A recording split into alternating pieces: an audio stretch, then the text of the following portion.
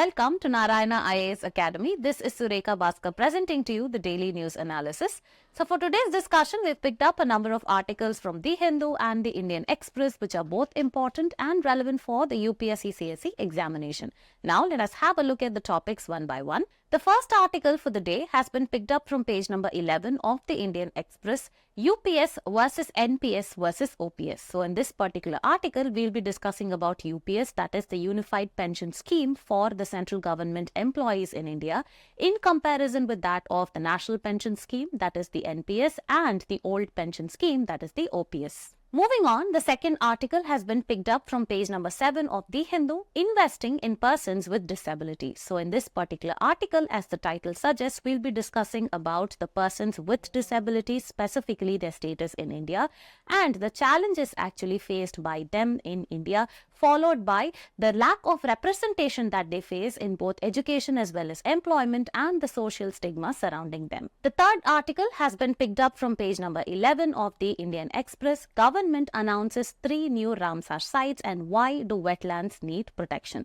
So in this particular article, we'll be discussing about what are these Ramsar sites, which are nothing but internationally recognized wetlands, and also we'll be discussing about what are wetlands, what are their significance and advantages, and on the other side, what are the threats which are actually faced by them. The fourth article has been picked up from page number 8 of The Hindu. What does the 2013 panel say on death penalty for rape? So in this particular article, we'll be discussing about the key recommendations of the Justice Verma Committee, and these recommendations actually deal with the death penalty on rape cases. The last article for the day has been picked up from science section of The Hindu, that is Sonoluminescence, a little light. So in this particular article, we'll be discussing about an interesting phenomena that is termed as sonoluminescence. And towards the end of the session, we'll be solving few MCQs as well as the mains practice questions. And now let us get into the discussion. The first article for the day is UPS versus NPS versus OPS. So as the title suggests, we'll be discussing about the unified pension scheme that has been announced for the central government employees in India.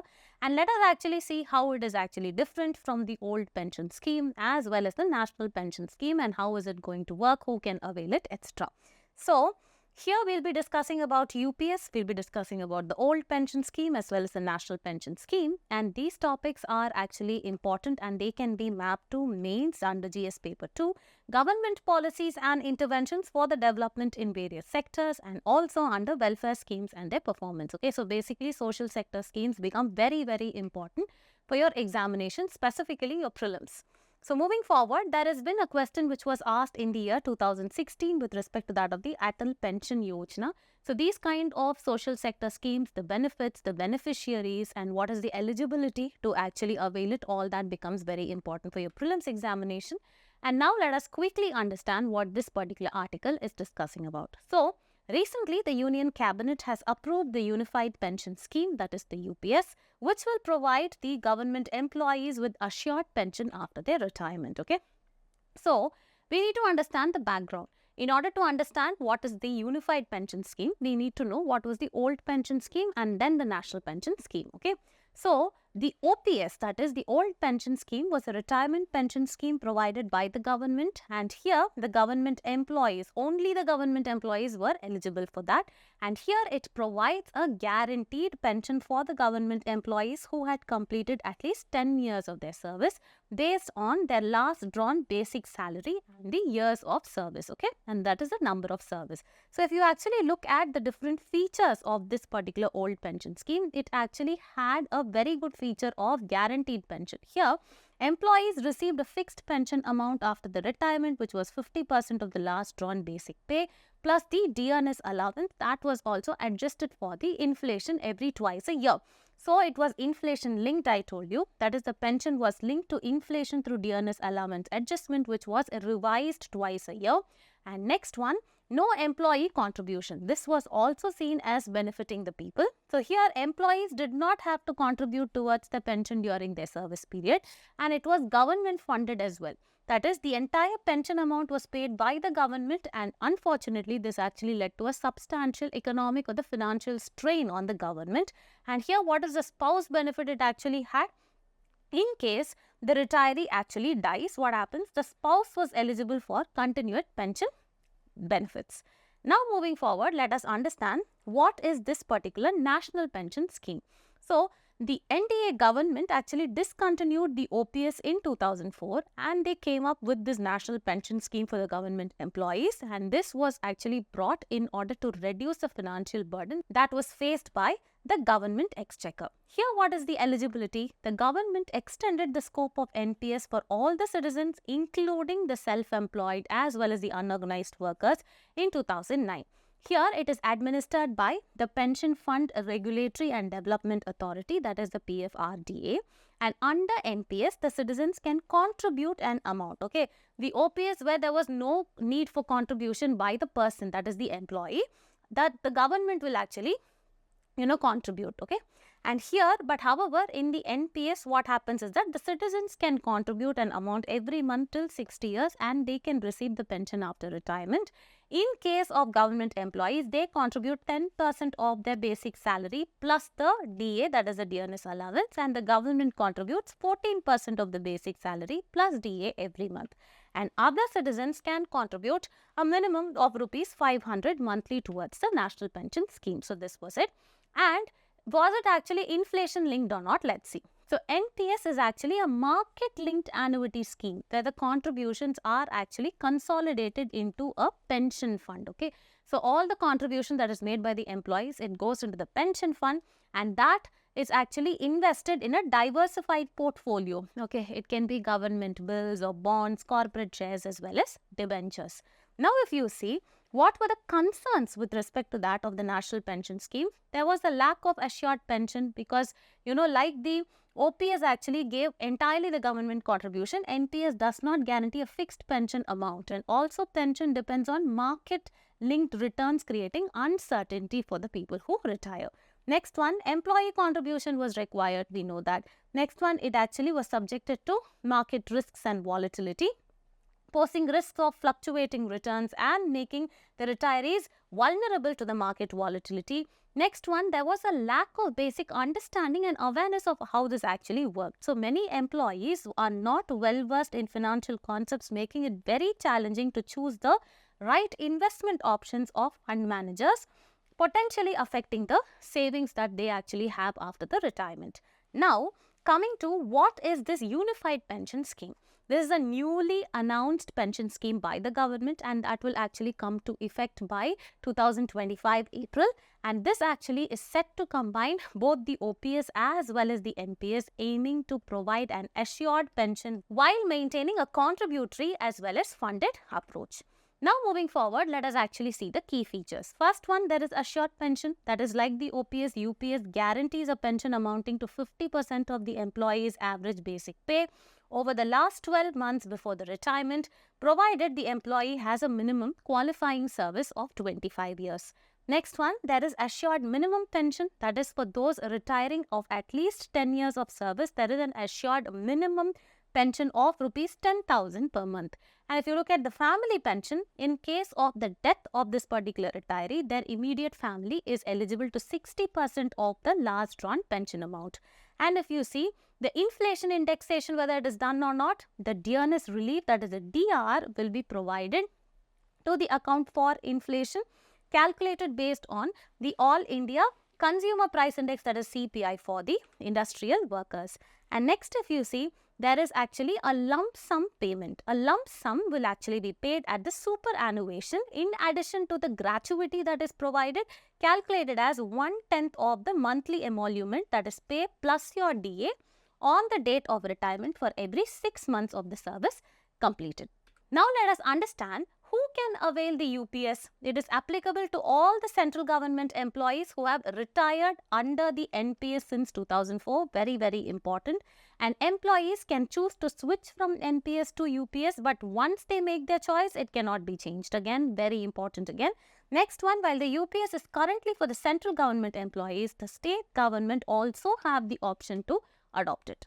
The next article that we'll be discussing about is investing in persons with disabilities, and of course this article also forms a part of the governance paper 2, where we'll be discussing about the vulnerable sections of the population. So in this article we'll be discussing about who are these persons with disabilities, what are the challenges that they actually face, and what are the measures that have been taken by the government with respect to that of the same.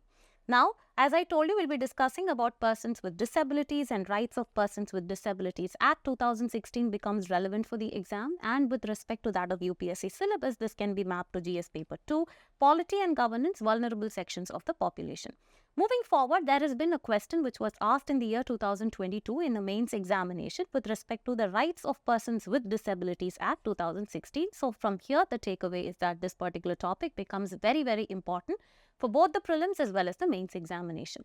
Now, let us actually understand what this particular article is talking about. So, basically, the article is discussing about the challenges that have been faced by the PWDs, that is the persons with disabilities in India, focusing on their underrepresentation in education, in employment, as well as the social stigma and pressure that they actually face. And also, it talks about the lack of infrastructure and inclusive policies that actually limit their participation in society when compared to that of the people who are physically better than them. Now, moving forward, let us actually understand who are the persons with disabilities. The United Nations Convention on the Rights of Persons with Disabilities, it actually defines persons with disabilities include those who have long-term physical, mental, intellectual or sensory impairments which in interaction with various barriers may hinder their full and effective participation in society on an equal basis with that of others. Okay, so this is what is the definition given by UNCRPD. And the Rights of Persons with Disabilities Act 2016 further defines persons with benchmark disability as a person with not less than 40% of a specified disability. And if you see, the 2016 Act had expanded types of disabilities from 7 to 21. Okay. Further, the Union government will actually have the power to add more types of disabilities. Now, moving forward, having understood who are the persons with disabilities, it is important for us to understand what are the various challenges that they actually face in their day-to-day life in the society. So, persons with disabilities face a range of challenges. First is the underrepresentation in employment. If you see the 2023 report by Nifty 50 companies, it actually shows that only 5 out of 50 companies have more than 1% of persons with disabilities on their payrolls, with 4 of these companies that too being public sector entities. So this highlights a significant lack of inclusion in the private sector, which is of course concerning. The next one, they have a lot of educational barriers. One maybe because of the infrastructural barriers they actually face at school, etc. So the article mentions that less than 1% of India's educational institutions are disabled friendly, and only a minority have accessible facilities like they have the ramps as well as, tailored restrooms for them. Okay. So, despite legal provisions for reservations as well as incentives under the Rights of Persons with Disabilities Act 2016, the implementation is observed to be extremely poor in the educational institutions. The next challenge that they face is the social stigma as well as the stereotyping. So, here PWDs often face social stigma.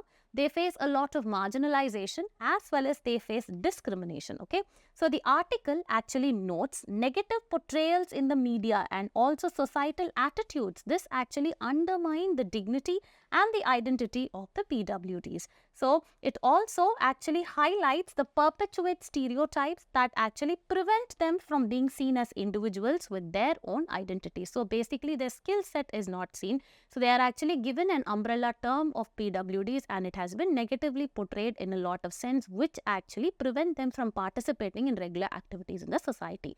Here, disability also finds intersection with other forms of social stratification. See, our society is already, immensely stratified, one based on caste, one based on gender, etc. Okay. On top of that, this particular disability, it is actually finding intersection with other forms of social stratification, which can compound or which can further aggravate the discrimination as well as marginalization. Now, moving forward, let us understand what is the current status of PWDs in India. Okay, so according to the census of 2011, there were approximately 26.8 million PWDs in India, which constituted to about 2.21% of the country's total population. Out of this, there were 14.9 million men, that is, it constituted 2.4% of men as well as 2.01% of women with disabilities. And also, if you see their distribution across the rural and the urban areas, around 69% actually reside in the rural areas, where around 31% are in the urban areas. So, if you see the types of disabilities, how is the distribution? So, the distribution of disabilities among PWDs in India is as follows. That is, 20% have a disability in movement, 19% have a visual impairment, 19% have a hearing impairment, and 8 actually have multiple disabilities. And if you see the age group under which they actually fall, so the age group with highest prevalence of disabilities is 10 to 19 years, comprising approximately 4.62 million individuals. Okay. Now, looking at their employment, we already saw only 1% are actually involved, and few of them are, the public sector enterprises, and the private sector is not even coming forward to hiring these people. So, out of the total PWDs, about 36% are employed, with a higher percentage employed males, that is 47, where if you see, it is a significantly low number, that is 23% in females. The proportion of employed is highest in states like Nagaland, where they have actually enrolled 52% of them, Sikkim 49%, and Arunachal Pradesh 45% approximately. And there are also underreporting of such people. So here, disability rights activists and the academicians working on the disability issues argue that the census figures represent only a small percentage of the actual number. And according to the World Bank data, the total number of persons with disabilities in India could approximately range between 40 to 80 million. Okay.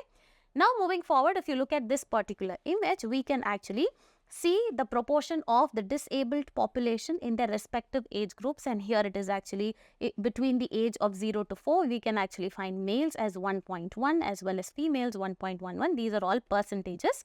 And if you see in the age group of 70 to 79, we can actually find more concentration of people, that is 6.626 males as well as 6.19 females, and such.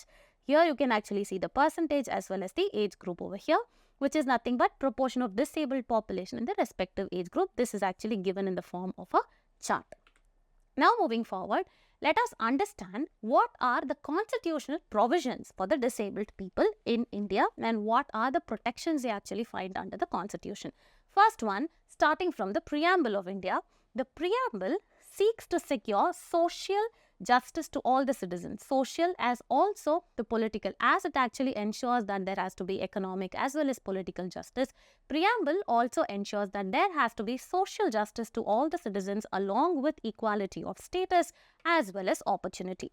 Now, moving to the fundamental rights, Article 14 says right to equality for every citizen, including the disabled persons, and 15 talks about prohibition of discrimination against any citizen, including the PWDs, and Article 21 discusses about ensuring the right to life and liberty. That actually includes and applies to the disabled people as well, and Article 23 protects them against trafficking, and 32 actually guarantees every citizen, including the persons with disabilities, to move to the Supreme Court for the enforcement of the fundamental rights. Now, moving forward, Article 41, this actually ensures that the state shall make effective provision for securing the right to work, education and public assistance in case of any kind of unemployment, old age, sickness or any kind of disablement within the limits of the economic capacity as well as development. Also, if you see Article 226 of the Constitution, it actually says that every person, including disabled persons, can move to the High Court, just as how it talks about under Article 32 of the fundamental right. So, this also says for the enforcement of the fundamental right, they can actually move to the Supreme Court. This is what 32 says, and 226 says that you can go to the High Court. Now, Article 243G, it says social welfare including disabled and mentally disabled people. Then the 7th schedule, where the subject of relief of the disabled and unemployed is specified in the state list. And finally, Welfare of the disabled and mentally retarded is listed as item 26 in the 11th schedule and item 9th in the 12th schedule of the Constitution. Now moving forward, what have been the various national legislations apart from these constitutional provisions that are provided? First one is the Rehabilitation Council of India Act that came up in 1992, which provided statutory status to the Rehabilitation Council of India, which was established back in 1986.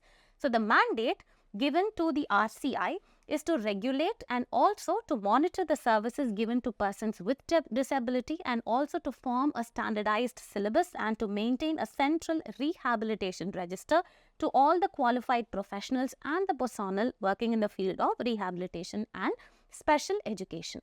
Now moving on, the next one is National Trust for the Welfare of Persons with Autism, Cerebral Palsy, Mental Retardation and Multiple Disabilities Act, which actually came into existence in 1999. So, this actually enables persons with disabilities to live independently by, first, it promotes measures for their protection in case of death of their parents. Second one, evolving procedures for appointment of their guardians and trustees. And next one is facilitating equal opportunities in the society. Next one is the Rights of Persons with Disabilities Act 2016, and this was the question which was asked in the mains examination 2022. So this actually replaced the Persons with Disabilities Equal Opportunities Protection of Rights and Full Participation Act of 1995. This actually fulfills various obligations to the United Nations Convention on Rights of Persons with Disability, and the Act also has several provisions for benefit of the persons with disabilities, like how it has actually increased the magnitude of reservation for the persons with disabilities from 3% to 4% in the government jobs, and also from 3% to 5% in higher education institutions. It stresses in order to ensure there is accessibility in public buildings in a prescribed time frame. And also the Mental Health Care Act of 2017, this was implemented by the Ministry of Health and Family Welfare, and it replaced the Mental Health Act of 1987. It was passed with the objective to provide mental health care and related services for these kind of people, and to protect, promote as well as fulfill their rights. Okay, so these are all the important rights as well as dimensions that we need to discuss when we are discussing about a particular vulnerable section.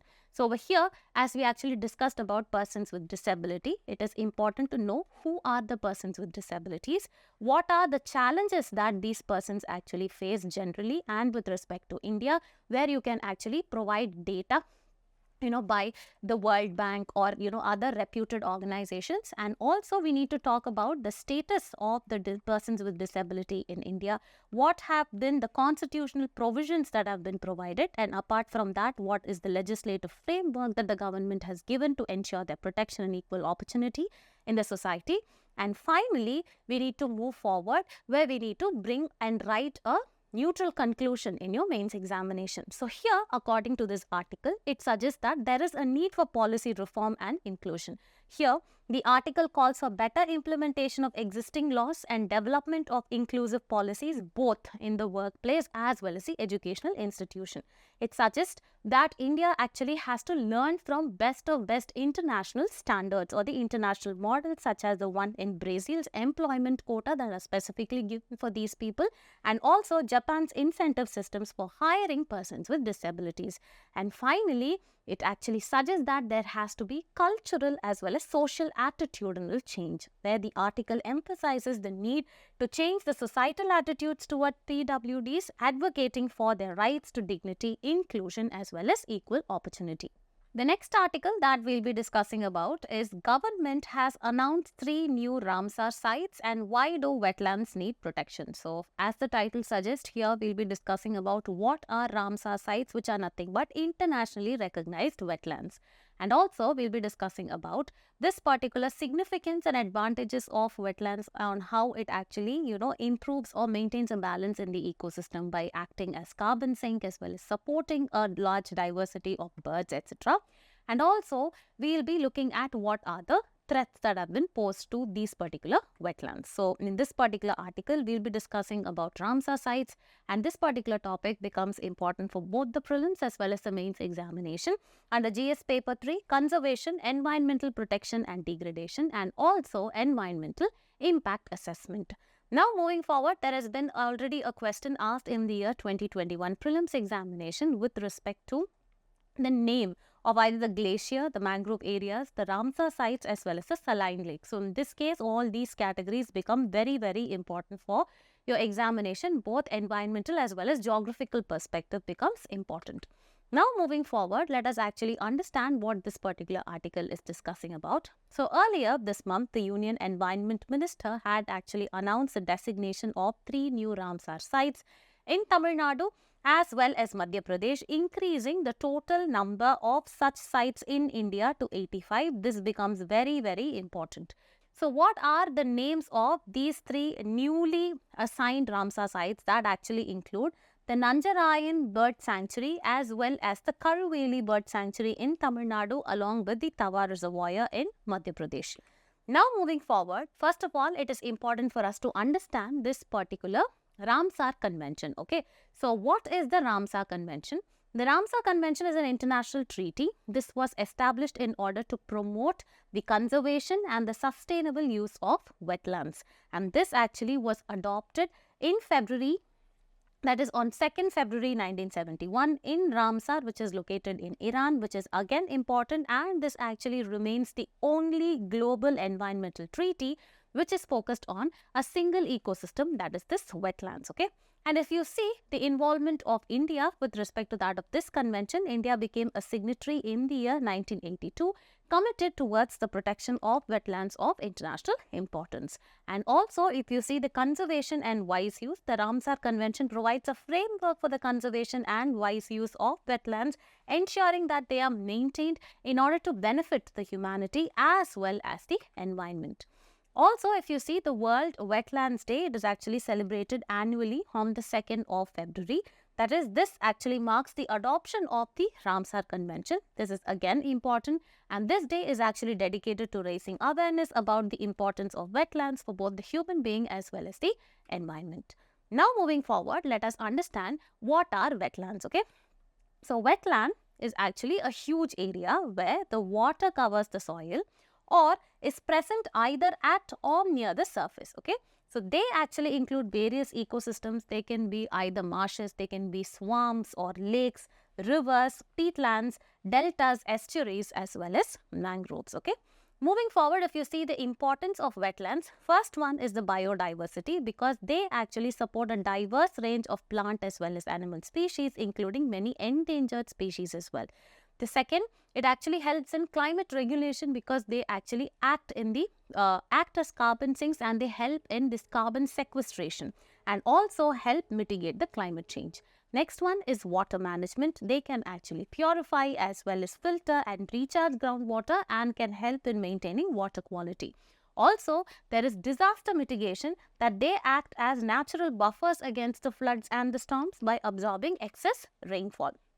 Now moving forward, what are the characteristic features of the newly adopted Ramsar sites? Is the first one is Narayana Bird Sanctuary, which is located in Tamil Nadu. Here it is situated on the banks of the Noyal River, and it has ecological significance because initially it was a water reservoir for irrigation.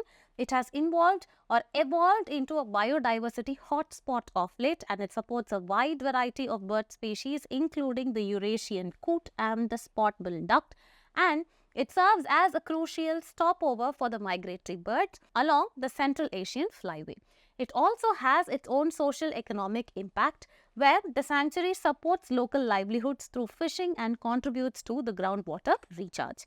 Now moving to the second one, that is Karuveli Bird Sanctuary, which is also located in Tamil Nadu. Here the location is, it is located on the Coromandel Coast, which is one of the largest brackish water wetlands in South India.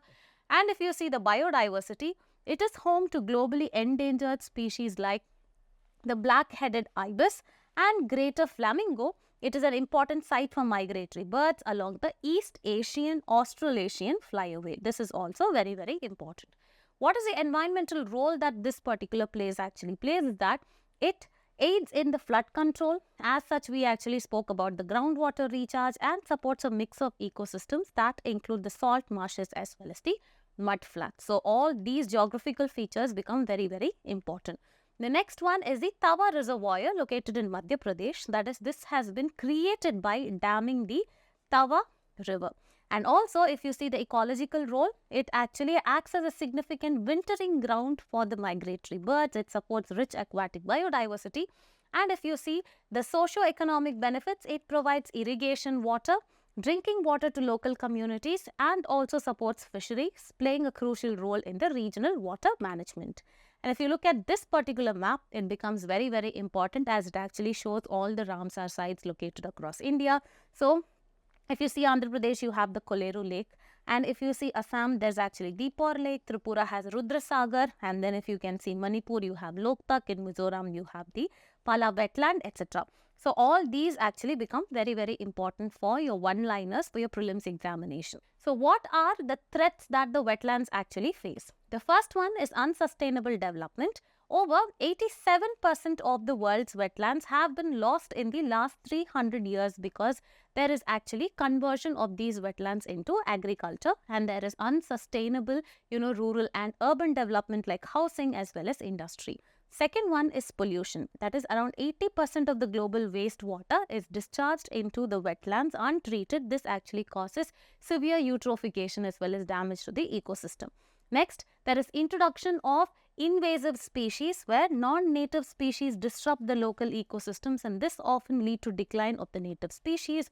And of course, the other factor is climate change. That is, there is erratic rainfall, or there is actually altered amount of precipitation and rising temperatures. This also threaten the wetland ecosystem and the species that they actually support. So what are the initiatives that have been taken for the conservation of wetlands? Let's first see the national initiatives. First one is National Wetland Conservation Program of 1986.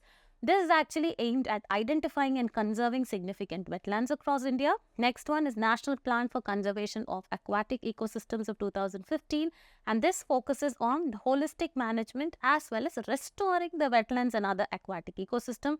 And finally, a legislation of 2017, that is Wetland Conservation and Management Rule. This provides regulatory framework for the conservation of wetlands in India, ensuring wise use and protection against any kind of degradation.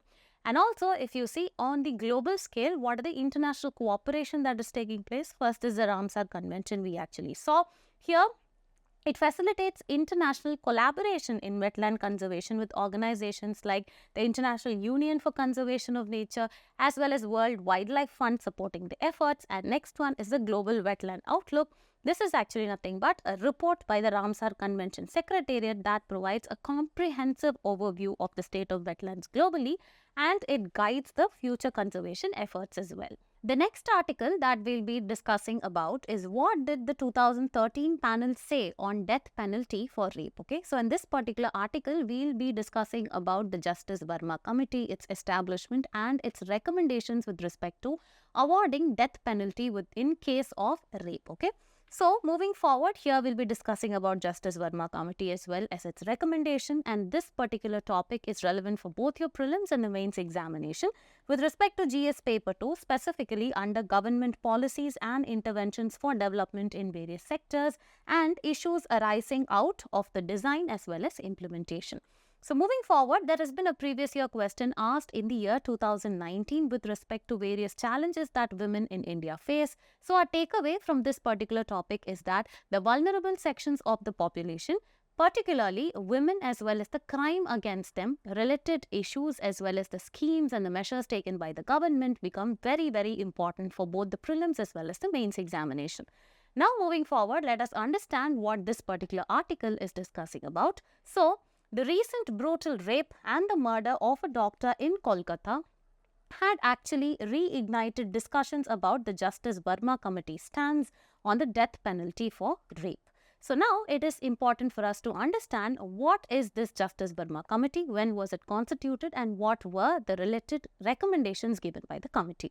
So the Justice Verma Committee was established in December 12 in lieu or in the wake of the Delhi gang rape case, that was the Nirbhaya gang rape case. Okay, so this was actually chaired by the former Chief Justice Mr. J.S. Verma. The panel was tasked with reviewing and recommending the reforms on laws which are actually relevant or related to sexual violence. And the committee's proposals led to significant changes in the legal framework, many of which were incorporated in the Criminal Law Amendment Act of 2013 that aimed at strengthening protections for women and also imposing harsher penalties in case of sexual crimes any committed. Okay. So, what were the key recommendations that were given by this particular Justice Verma committee was that, first, regarding the death penalty for rape, what did the committee say? The committee firmly opposed the death penalty for rape even in rarest of rare cases. Why did it actually oppose death penalty? Because it's already a heinous crime. It actually argued that the death penalty does not serve as a stronger deterrent and could hinder the broader goal of reforming the justice system. It actually said that our main goal should be reforming the justice system and to not actually award capital punishment. And also, regarding the enhanced sentences for rape, the committee recommended increasing the tenure that would be served by the offender for, it was earlier 7 to 10 years with a maximum of, it actually said we need to raise this, bar or the period from 7 to 10 years to around 20 years of life imprisonment, but without the option of death penalty.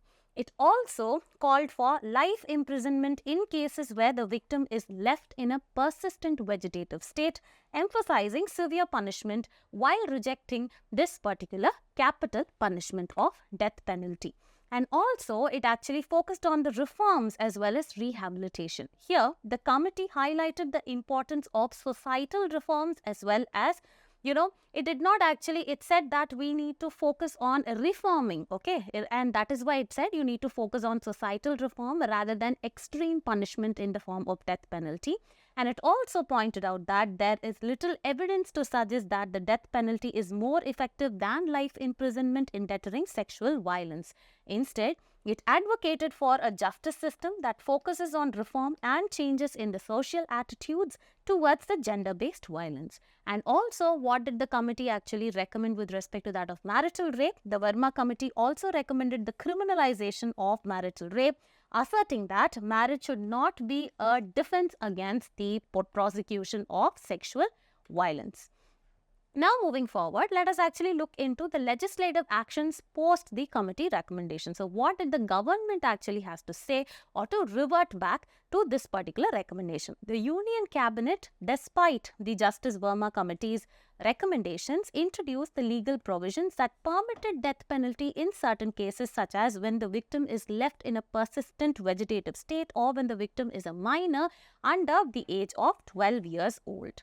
And also, these provisions were further expanded in 2018, extending the death penalty to cases involving victims under 12, which was a significant shift away from the committee's stance against the capital punishment.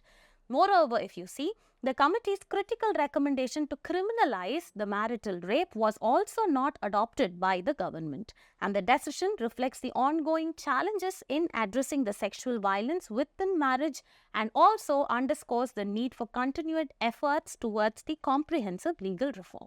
The next article we'll be discussing about is a very, very interesting scientific phenomena that is called as the sonoluminescence, a little light. So this particular article has been taken from the science section of the Hindu. So these kind of scientific concepts, the discovery behind it as well as the significance or how it is actually used in day-to-day life becomes very, very important for both your prelims as well as the mains examination. So here it is important for us to understand what are light waves, the sound waves, what is this concept of sonoluminescence as well as ionization as well as sonar. And this particular topic can be mapped, as I said, to both the prelims as well as mains examination, GS paper 3. That is the science and technology developments and their applications and effects in everyday life. So moving forward, there has been a previous year question asked in the year 2016 in the prelims examination with respect to that of life I recently seen in news. So such kind of concepts as well as applications become very, very important for your examination. Now, let us understand what this particular article is discussing about. So, if you see, the human eye is actually a very, very, very sensitive organ, and this can even, detect very, very faint light in the dark environments, okay? Although now, what happens is that because of a lot of light pollution, this actually hinders this particular ability. And also, mysterious flashes of light have always intrigued humans, leading to discovery of one such phenomena that was called as the sonoluminescence. Now moving forward, if you actually see at this particular glass of water, there are tiny bubbles here which actually emit light. Okay, so this particular phenomena was called as sonoluminescence, and now let us get into the understanding. So how was this particular phenomena initially discovered? Was that there were two engineers, that is in 1934, two German engineers, they were actually studying sonar, okay. This is the sound navigation and ranging, okay. This is nothing but they actually send these sound waves in order to detect as well as map the objects in the way. That is why the submarines as well as merchant navies, ships and all use this particular sonar, okay.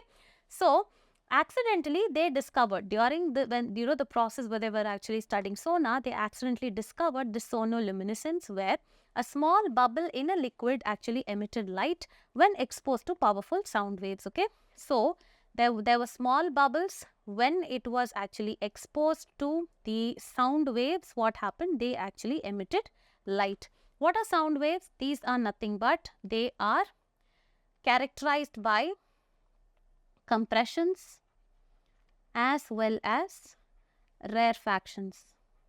So, they are longitudinal waves. They have compression and they have rarefaction. Okay. So, when these sound waves actually, were on, or they actually were incident on these bubbles, there were emission of light. This was what the phenomenon is called as sonoluminescence. So, here they said that the light is produced due to the rapid expansion and the collapse of the bubble under the influence of sound waves because of extreme pressure, leading to extreme compression and temperatures reaching several thousand Kelvin inside this bubble. And what happened is also, extreme heat inside also. What happened? It ionized the gases, releasing light energy in a very brief flash about a trillionth of a second long. Okay. And this is, however, an unsolved mystery, however, because the proper reason for this is not known. The exact mechanism of how the light is actually produced during this process is still not fully understood. Moving forward, now we actually discussed something about what is sonar. So, understanding what is the advantage or the significance or the application in everyday life is very important. So, sonar is nothing but sound navigation and ranging. It is a technology that uses the sound waves in order to detect the objects, navigate, communicate, etc. And primarily, it is used under water. So, how does this actually work? The sonar system emits the sound waves into the water, and these sound waves actually travel through the water until they encounter an object, and when the sound waves hit the object, they bounce back towards the source, and this particular reflection is called as an echo. Very, very important. And also the sonar system detects the returning sound waves and measures the time it actually took for the waves to return, and by calculating this gap or the delay and the speed of the sound in water, the system can actually determine what is the distance of the object from this particular submarine, etc. And the returned signals are analyzed in order to create images or determine the characteristics of the object as well, such as the size, the shape, as well as the movement. Now let us solve few prelims as well as mains practice questions. The first question reads, which state in India has the maximum number of Ramsar sites? Uttar Pradesh, no, this is the wrong answer. Gujarat, wrong. West Bengal is also wrong, and the right answer will be Tamil Nadu. So, since Tamil Nadu is the right option, the answer is option K. Now, moving on, match the following Ramsar sites with the correct locations. Let us actually try matching it. First one is Nal Sarovar Bird Sanctuary, and this can be matched to Gujarat. Next one is the Tawa Reservoir, and this can actually be matched to Madhya Pradesh. Recently, we discussed in our DNA discussion. And the Nanjarayan Bird Sanctuary, this is actually Tamil Nadu. And finally, Keoladio National Park to Rajasthan. So, going by this particular order, the correct answer will be option B. Here 1B, 2A, 3C and 4D. So, this will be the right answer. Now, moving forward, the third question reads, which one of the following statements correctly describe the Justice Verma Committee and its recommendation? The Verma Committee was established in response to the Delhi gang rape case of December 2012. Yes, this is right. The committee recommended imposition of death penalty for rape. No, this is wrong. The committee proposed increasing the minimum sentence for rape from 7 to 10 years with a maximum of 20 years to life imprisonment. Yes, this is actually correct. The committee recommended the criminalization of marital rape. This is also correct. Since statements 1, 3 and 4 are actually correct, the correct answer will be option D. The fourth question reads, consider the following statements regarding sonoluminescence. It was discovered by the German physicist studying the phenomena of the light in 1936. No, this is wrong. The phenomena occurs when a bubble in a liquid emits light due to the application of sound waves. This is actually correct. The exact mechanism of light production in sonoluminescence is well understood and involves ionization of gases inside the bubble. This is also wrong. So, since only second statement is correct, the correct answer will be option D. The fifth question reads, with reference to the newly announced Unified Pension Scheme, consider the following statements. Both the government and the private sector employees can opt for the scheme. No, this is wrong. In case of the retiree's death, their immediate family is eligible for 50% of the last drawn pension. This is also wrong. The dearness relief will be provided to account for inflation, including the CPI for rural labourers. This is also wrong. So here, the question is, which of the above statements are not correct? Since all the three statements are not correct, the correct answer will be option D. Moving on to the mains practice question, the question reads, analyze the current challenges faced by persons with disabilities in India and evaluate the effectiveness of Rights with Persons with Disabilities Act of 2016 in addressing these challenges. So here, the approach answer to this particular question is broken down into the introduction, the body, as well as the conclusion. So, in the introduction, we need to introduce the Rights of Persons with Disabilities Act 2016 that emphasizes on enhancing inclusivity of these people. And in the body, we'll be discussing the various challenges like their underrepresentation or lack of representation in education with respect to employment and the social stigma, and also accessibility to infrastructure, etc. And also, we have to evaluate the Act over here. That is, we need to analyze the effectiveness of the 2016 Act in expanding their rights and improving their accessibility, as well as identify the gaps in the enforcement. And moving forward, we need to give certain recommendations like suggest practical steps for better implementation, including stricter enforcement of the Act, creation of awareness programs, and the infrastructure development. And towards the end, we need to conclude this particular answer by summarizing the need for robust policy framework as well as execution as well as societal change in order to ensure the full integration of persons with disabilities with the mainstream population. So over here, with this, we've actually come to the end of our DNA discussion. For further updates as well as many more live sessions, please do like, share and subscribe to Narayana IAS Academy YouTube channel. Thank you.